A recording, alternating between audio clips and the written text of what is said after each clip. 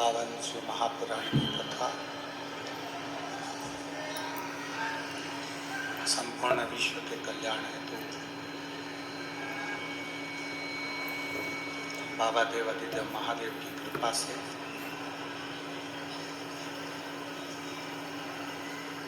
प्राप्त हुआ है। बड़े भाग्यशाली हैं सभी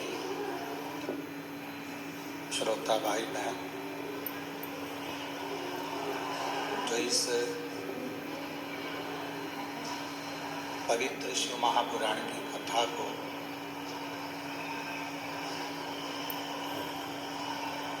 हरि मंदिर पावन प्रांगण में देवादिदेव महादेव की करुणा से श्रवण करने का सौभाग्य प्राप्त हुआ है।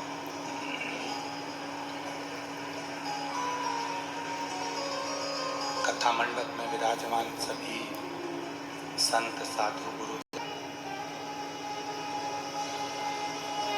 दिल के जो नाम होते हैं उसको डायरी पर नहीं उतारा जाता, वो तो हर पल याद हो जाता है कि वो व्यक्ति अपने से जुड़ा है, वो अपने से लगा हुआ है। उसको तो मैं कभी भी फोन कर दूंगा, आ जाएगा, बातचीत हो जाएगी।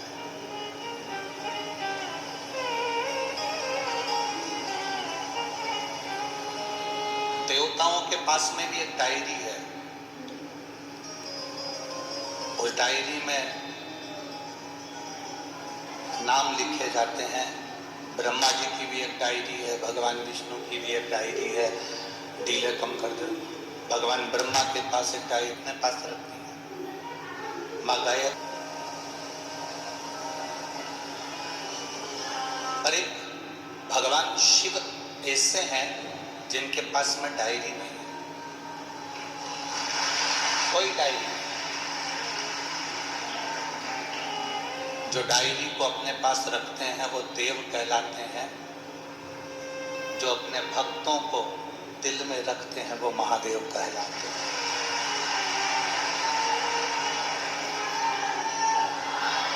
उनके पास में कोई डायरी नहीं है, उनके पास में लिखने के लिए कोई जगह नहीं।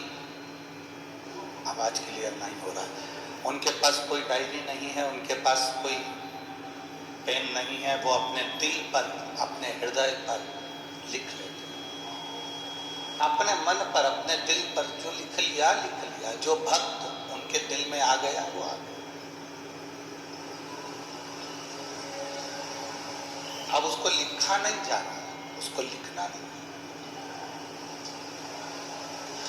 और ये हमारा विश्वास कहता है, ये हमारा भरोसा कहता है, ये मेरा विश्वास कहता है कि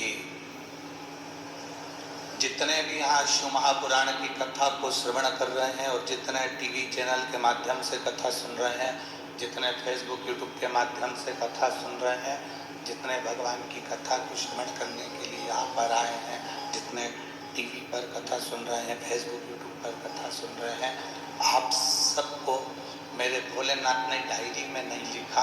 आप सबको मेरे भोलेनाथ ने अपने दिल पर, अपने हृदय में, उसको डायरी में लिखने का समय नहीं है। जो मुख से एक बार भगवान शिव का नाम ले लेता है, जो मुख से एक बार श्री शिवाय नमस्तुभ्यम कह लेता है, जो मुख से पंचाक्षर मय कह लेता है, जो मुख से षडाक्षर मंत्र ओम नमः शिवाय कह लेता है, वो भगवान की दिल की डायरी में नोट हो जाता है, वो लिख लिया जाता है।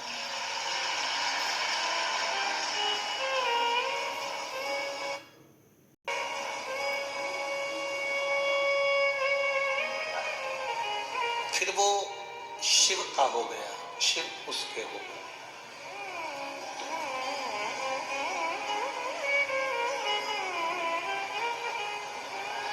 दुनिया में किसी का होना सरल है। शिव महापुराण की कथा कहती है दुनिया में किसी का होना सरल है। आप किसी के हो सकते हो, आप आपने कह दिया मैं तो तुम्हारा हूं, मैं तो उनका हूं, मैं तो उनका हूं, मैं तो उनका हूं। दुनिया में किसी का होना सरल है, और शिव महापुराण की कथा कहती है दुनिया में किसी को अपना बनाना कठिन है, वो बहुत कठिन। अब आपने करा क्या? ये शिव महापुराण के माध्यम से आप क्या कर रहे हो? शिव महापुराण के माध्यम से आप देवाधिदेव महादेव को अपना बना रहे हो, भगवान शिव को अपना बना,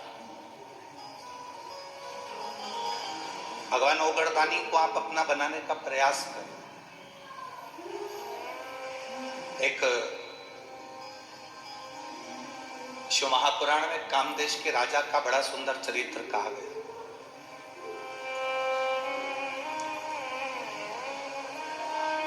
बड़ा सुंदर चरित्र।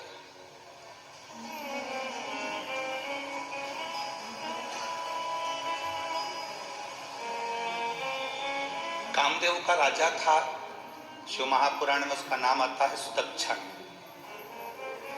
अपनी धर्म पत्नी सुदक्षिणी के साथ में भगवान शिव की आराधना किया करता था, भगवान शंकर की आराधना।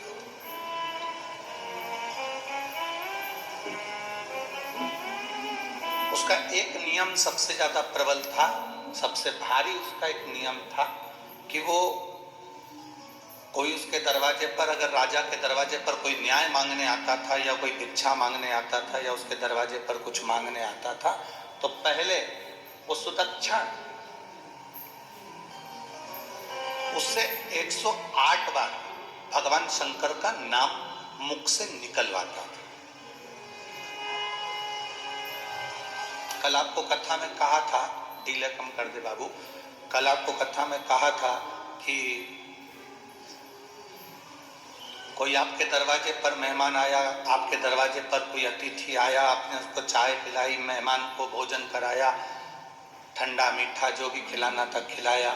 बाद में वो मेहमान खा पी कर, सोकर, आराम कर कर 2 दिन में 3 दिन में चला गया। पर उस मेहमान ने आपके घर में जाकर शिवालय का दर्शन नहीं किया, तो उस मेहमान का आना बेकार है, और आपका मेहमान के प्रति जो रुझान है वो भी बेकार।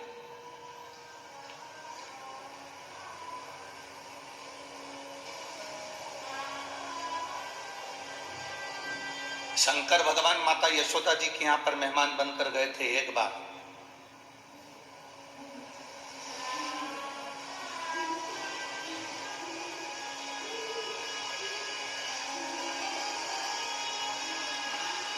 वो कहे श्री कृष्ण के दर्शन करने चले सदा शिव को, गली गली में शोर मचाए चले सदा शिव। क्या मांगने है? और तुम्हारा घर भी सार्थक है, ये दोनों सार्थक। पिया चल दिया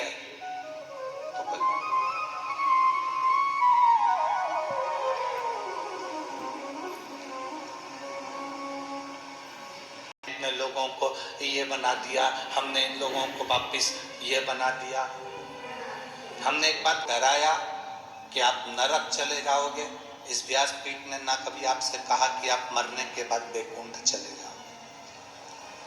इस व्यासपीठ ने हमेशा एक ही बात कही कि जैसा कर्म करोगे वैसा फल।